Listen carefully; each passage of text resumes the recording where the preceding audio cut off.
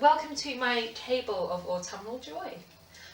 When I was about 8, 9, 10, my favourite books were the Anne of Green Gables books. I absolutely loved them. If you don't know Anne of Green Gables, then you need to go out to a bookshop and get the book, or a library, and get the book right now and read it. It's about a little Canadian orphan girl who goes to live on a farm and all her adventures. And I loved the books. I'm half Canadian, my mum's Canadian, and so I sort of felt a bit of an affinity towards Anne. She was quite quirky. I felt that we were probably quite similar in a lot of our slightly strange ways. And one of the things that Anne says in the books is that she is so glad that she lives in a world where there are Octobers.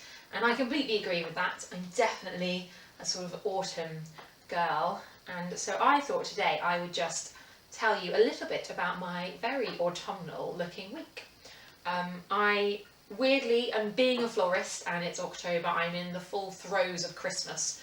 I'm blogging about it and preparing workshops and talking to people about their Christmas decorations and all of that sort of stuff. So I've got Christmas going round and round in my brain. So I'm trying really hard to just use my not work time, my downtime to do lovely autumnal things.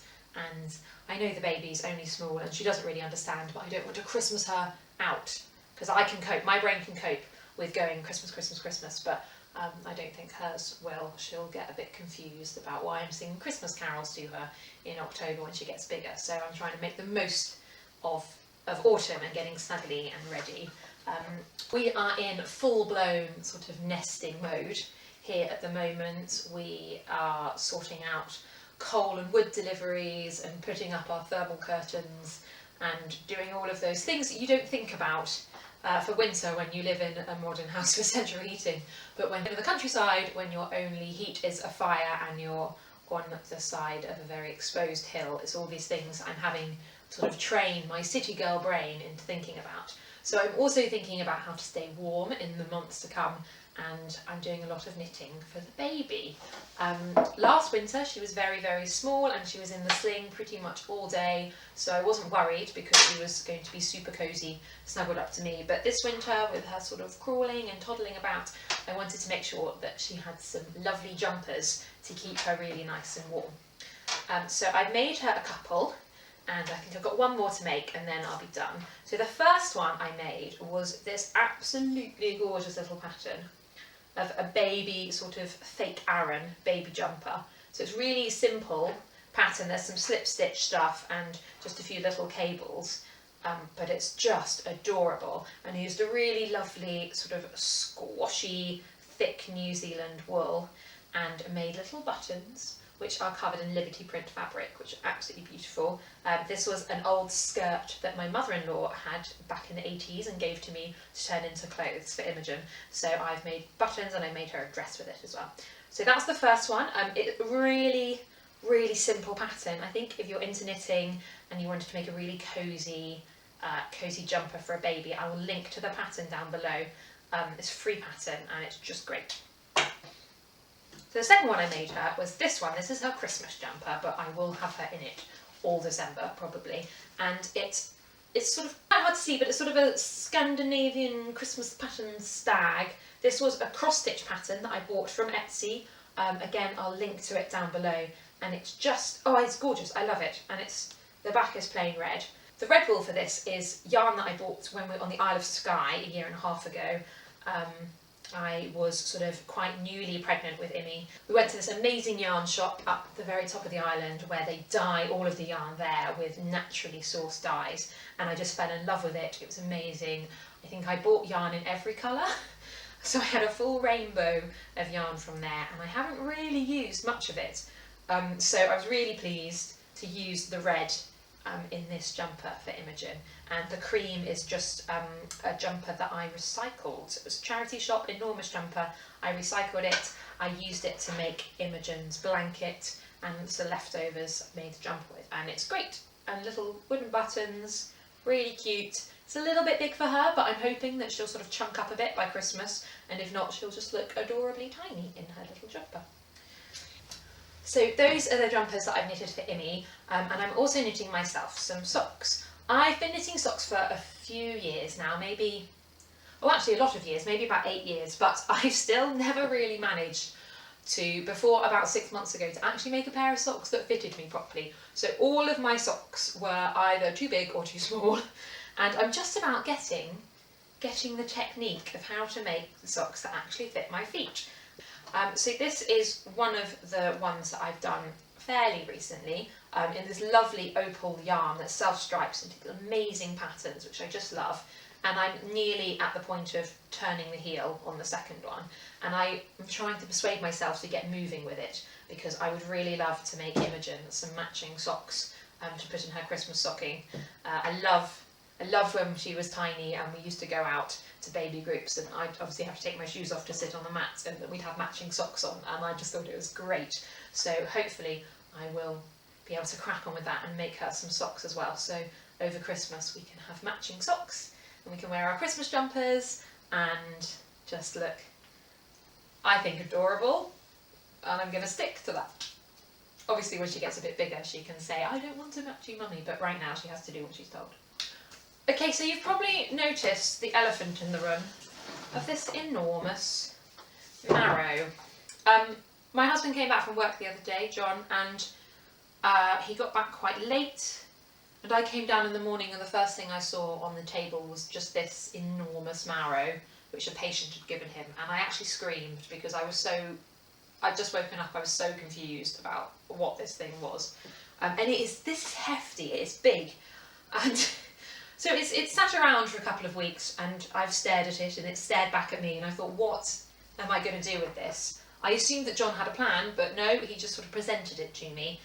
So I've had a look online at Marrow chutney recipes, and I saw a really good recipe that I'll link below. Well, I think it looks good anyway. I'll link below for Marrow runner bean chutney, which is good because I also have a freezer full of runner beans from last summer that I really thought, oh, you know, we'll eat them in stews and casseroles all winter long, and actually I just kept them in the freezer, and they're taking up a lot of room, and I'd like to get some batch cooking done, and so I think Marrow and runner bean chutney. So that's my job for this week, to make enormous amounts of chutney. My lovely friend Kerry gave me huge numbers of jars, so hopefully we'll make some lovely chutney. Everyone's getting chutney for Christmas, and hopefully in a week or two I will be able to make another video telling you how well it went. Because last time I made chutney, I burnt it to the bottom of the jam pan and took about 3 days to get the sort of crusted burnt layer off before I could start again. So hopefully this one will go better. So that's my Marrow, and I've also got these lovely gourds. I planted these back in the spring. I bought a packet of seeds from Lidl for 29p of decorative gourds, and I've planted them in the garden. I have 3 plants, 2 of which are going mad and have done really well. And so I've been saving these, picking them as they sort of, these are ones that encroached into the lawn, the other ones I'm leaving on the plant to sort of dry out naturally. And I'm going to keep them. You can see I've got some in my little autumn display thing here behind me, which has been there for a couple of weeks looking gorgeous. So I'm going to keep them natural for autumn sort of display things, and I think as we get nearer Christmas I might get the spray paint out and start spray painting them. Maybe spray painting them copper to match my amazing sparkly pumpkin. I bought this. I went to Asda the other day to see if they had any wonky veg boxes, and they didn't. But what they did have was sparkly pumpkins for £1 in the Halloween aisle, and I just, look at it. I fell in love with it, and I bought it, and I brought it home, and John looked at it and said, what is that? And I said, well, you brought a Marrow home, I brought home a sparkly pumpkin, and it's just, I love it. It's gorgeous. I'm going to keep it forever, and just, it's going to bring joy with its gorgeous autumny sparkliness. So, what have I talked about? I've talked about knitting, I've talked about pumpkins and chutney. Oh, and crab apples! I love crab apple jelly, and it's just one of my favourite things to eat, and it's one of those things that's quite hard to get unless you've got a Waitrose. We don't have a Waitrose. It's quite hard to get hold of. So my lovely friends have got a crab apple tree that is just drowning in these amazing, beautiful, tiny red crab apples, and they have they sell flowers and vegetables, and I went to their stall the other day at the South Norton Market, and I bought this little munchkin pumpkin from them because I'm not growing those, so I bought one of those, and I bought a nice bag of crab apples, And I mainly bought them just to decorate with, really, but now I'm thinking I might go back, get some more, and make some crabapple jelly, because it's just amazing, and it's got that incredible sort of amber colour, and it tastes great with, you know, cold meats and with everything, really. And I might link below to a recipe I found that looks really nice, and hopefully I will get that done as well. I'll probably need to find some more jars, so I might set everyone I know on a jam eating mission so I can have their empty jars. That's the plan, make some crabapple jelly. The jam pan's going to get a lot of action this week, I think. I hope we'll get it done. Okay, so the last thing I have to chat about is my foraging missions. I love foraging. I'm always in a hedgerow. Before I had a baby, I was known to be that person who would sort of suddenly pull over into a lay-by and investigate, you know, trees and bushes I found for things to forage. When I lived in Hertfordshire, we had an amazing road near the house which was just lined with cherry plum trees. So, you know, every August I was out there gathering all the plums that had fallen to make jams and things with, and that really sort of set me off on a bit of a lifetime love of foraging. And now I'm always sort of walking around going, oh look, nuts, berries, lovely, lovely, and picking them. And I suppose everybody has experience of it by going blackberry picking, so you can just sort of take it one step further and find some amazing things in the hedgerows. So at this time of year, it's the perfect time of year to start looking for sloe berries. I know that they say that you should wait until they've been frosted on, but I find normally if you wait for them to get a frost down here in sort of Devon and Cornwall, by the time you get them, the birds will have had them all, because it's so warm here that we don't really get our frosts for a while. So I tend to pick them around now, sort of October time, and then you can just freeze them overnight to get that sort of the same effect as the frost, and then make lovely sloe gin. So my mission for next time I go down to Plymouth to see my mum is go to our secret sloe spot and gather lots, because I am going to run out of sloe gin otherwise, and that would be a disaster. Other things that I found in not so much hedgerows recently, but I found another gorgeous pheasant feather, which is absolutely amazing. And I have tons of these, but I sort of collect them all year and put them in a big pot, and then at Christmas they come out to make the most amazing additions to wreaths. So I've been collecting them all up for my Christmas wreath workshops, and hopefully I'll have enough for everyone, because they're getting quite booked up now. So I'm worried I'm not going to have enough feathers, but it should be alright. And then I also found these, and I say found, they were in my mother-in-law's garden. They are cardoons, which are sort of ornamental globe artichokes. I'm not quite sure what the difference is. I think these aren't, I suppose these ones aren't edible, and globe artichokes obviously are. So they open up and they get these lovely purple flowers, and then these are the seed heads that sort of dry on the plants. And I have raided her garden of all of the ones before they were cut down, and I'm drying them out, and I can't wait to take the gold and copper spray paint to these and make amazing Christmas decorations. But in the meantime, while they're still looking nice and natural, I'm drying out, I'm going to use them in my autumn displays, because I think they're lovely and beautiful, and I'm just excited to use them in my autumn decorations of the house, which is in full swing actually. I'm digging out all of my pine cones and things from the loft.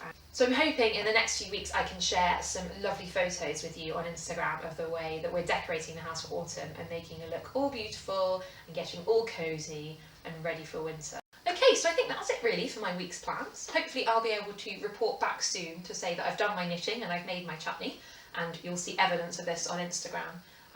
It would be really lovely to see what you're doing to get ready for autumn, so tag me in your photos at Sarah Hill Flowers on Instagram. I'd love to see them, or you can comment down below, and I'll link to those knitting patterns as well and the recipes I'll be using, and if you want to join in with making those, I'd really love to see that too. Well, that would be great. And I'll be back in a few days with a little instructional video on how to make an autumn wreath, which will be really fun and will just look really lovely on your front door. So stay tuned for that. You can click the subscribe button and then you'll get notified when that's up online, and hopefully you'll enjoy and get autumning and get creative, and that'll be great. Okay.